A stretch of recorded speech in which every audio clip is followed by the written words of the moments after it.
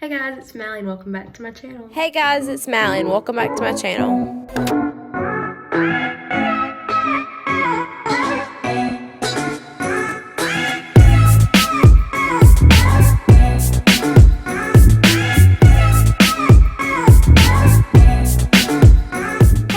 It's Mally and I'm back once again with another video.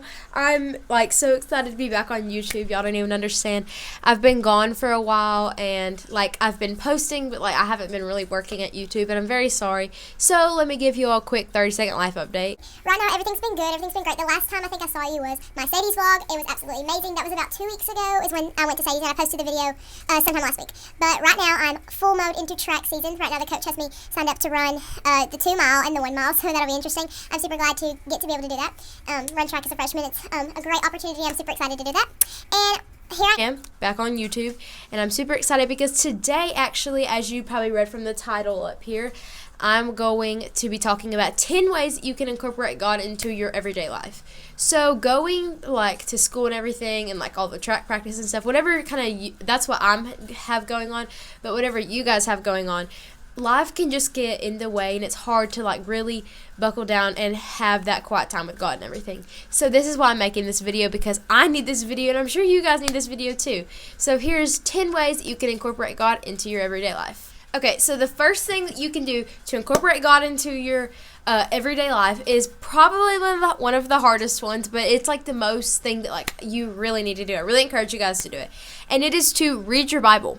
So as a teenager, I know that sometimes life can get busy, you get caught up in everything, you get into your routine, and you're just going through the motions. But let me tell you guys, you have to read your Bible. That is so important. It's God's book to you. He wrote that for you. So I know it may seem hard, you might not understand it, you just don't have the time, you get in your rush with your everyday routine. And let me just tell you, I'm not just speaking to you, I'm speaking to myself, because I know that I get in a rush, and I've known this for personal experience. But I'm challenging you guys, for 30 days, I'll do it with y'all, to read 1 chapter each day. So you can start in whatever book you want. Right now I'm in the book Luke, and I just want you to read 1 chapter a day. It's not that hard, I promise you. Just go and read chapter 1, and then the next day read chapter 2, read chapter 3, and I promise you guys can do it. So I really want you to try this out for the next 30 days with me. I know you guys can do it. So number 2 is pray on the way to your first class. So I know, this is for teenagers or college kids, whichever you're doing. On the way to my first period, I have a pretty long walk. I go into the school through the athletics building, and then I walk a pretty long way to my first period class, which is theater. So if you guys know this about me, I'm not late to school, but I always get there perfectly on time. So by the time I'm going to class, I typically don't see anybody in the way that I go to my first class. So that time I just use it if I've had a crazy morning, I just really need to focus myself, because I don't want to get into a negative hole where I just get really negative, and then I don't really I can't focus when I'm negative. So I just take that time to pray to God, just thank Him everything that He's done in my life. And I just really ask Him to help me have a great positive day. I ask Him to bring me favor in all the classes I do. And everything, just please bring favor to me. And I just pray through my whole first class, on the way to my first class. Because when I do that, when I spend that special time with God every morning, that it may be 2 minutes, but it's so important to me. So I really encourage you guys to just on your way to your first class, or maybe even sitting just in your first class for the first 5 minutes, just pray to God and just ask Him to help you have an amazing day. Okay. So number 3 comes easy to me. It might not come easy to you. It's whatever type of person you are. If you're more of a math, science type person, this might come a little bit harder to you. But if you're more an artsy, creator type person, kind of like I am, then this might come easy to you. But it's number 3 is to journal your thoughts. So in your life, you go through a ton of emotions, and it can be hard when you're just when they're all jumbled up in your head. So it helps a whole lot whenever you can just write down all of your thoughts. To me, it comes easy. I just kind of write down the 10 things that been flowing through my mind. Doesn't matter what it is. Might be going on at home, might be going on at school or at church. It's just whatever. I just write down the top 10 things that have been going through my mind, and then I just pray about them. So I pray about each thing, and I just talk to God, because God's my best friend. I just tell Him about everything that's been going on in my life. And sometimes it's hard because I have to find the time to do this, but I would suggest that y'all do it right before you go to bed, because that's the time when I just clear my mind, and then I can just go to sleep. So It doesn't matter. You can write it on paper. I sometimes do it on my phone, and I just delete it later. But I encourage you, journal down your thoughts. So that was number 3. Okay, number 4 is set a time to thank God. So that might be a little bit crazy, but like I was saying, in your life, you get kind of busy and like you forget to do stuff. So I encourage y'all to go right now and set a reminder on your phone for like every day. So mine, I think, is at 8 o'clock in the morning whenever I'm, like, going and sitting down in my first period. Everyone's talking and everything, and this reminder comes up on my phone, and it says, thank God. So I always just, like, list, like, 20 things that I'm just so thankful for God. Like, I'm thankful for my dad who took me to school. I'm thankful for his car. I'm thankful for his engine that got me to school. I'm thankful for school in general. I'm thankful for all of my teachers that helped me get to where I am. And I just, like, start thanking him. Because I heard a quote the other day, and I'm pretty sure it's from Terry Savelle, but she said, what if tomorrow you only had what you were thankful for today? And that's kind of like, whoa, it makes you think. So set a reminder on your phone just to thank God for everything that you have in your life. This one kind of ties in with like a little bit of everything, and it is positive declarations versus negative.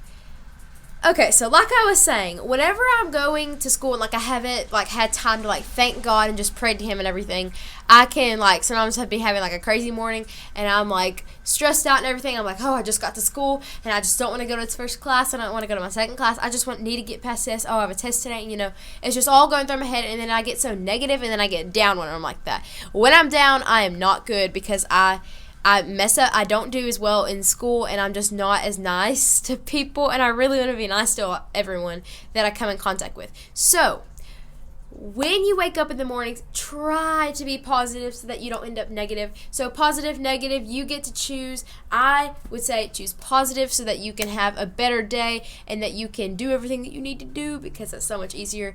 So try to say positive things, and just like watch what comes out of your mouth. Okay, this one is kind of hard, and it is to pick good friends, because I think it's so important that who you hang around with, because you are who you hang around with. Because when you have a best friend, y'all two are just like inseparable. You talk about everything, and so if you've chosen a best friend that's like really negative about everything, talks bad about people, they encourage you to go against what your parents say and everything, not to be rude, no offense to anybody that may be like that, but I don't think you should be friends with them, because you strive to be who you hang around with. So whenever you're picking your friends, make sure that you choose positive friends, because it helps you like a whole lot.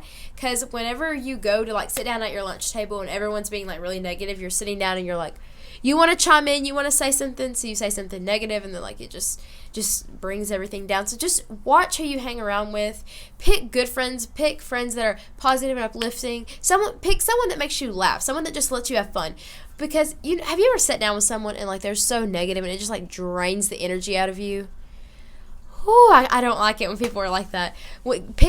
Go be friends with someone that's like happy, they're always laughing, and like by the end of your conversation you are like on the floor out of y'all's chairs laughing so hard. I just think that makes life just so much easier in general. So, but most importantly, choose someone who wants you to have a relationship with God. If you choose someone that just goes along with life, they listen to like bad music, and it's just like secular, and it's like ooh, and they encourage you to like listen to stuff like that, and you're not listening to what God's saying, and so that's what I'm kind of saying about pick good friends, because they encourage you to be positive and be with Jesus. Okay, that was a mouthful. Okay, so the next one is, I'm pretty sure it's number 5. I'm not really sure. Yeah, it's number 5. Yeah, okay, so watch what you watch. I think this is so important, because you know how like sometimes when you're watching something on your phone and your parents come up behind you and they're like looking over your shoulder and they're watching what you're watching. So your parents aren't always around you, so make sure that you're watching what you're watching, because if I'm watching this bad show over here, and it's kind of like on Netflix, after you finish an episode, it has the little button that says next episode, and it's so big, and it's so tempting, you always want to push it, even though whenever you're supposed to be going to do other stuff. Anyways, so it's so tempting just to click a one button, and you can be watching another episode, just sitting there, relaxing, having fun. Okay, that's what I'm saying. Whenever you're watching something bad, and it draws you in to watch more. So watch what you watch, because if you get into that wormhole, it is so hard to get out. So Watch good stuff, positive, happy vibe stuff, not bad stuff over here because it draws you in. Okay, sorry for all the emotions and stuff I talk about. Okay, now we're on to number 8. I had my numbers confused.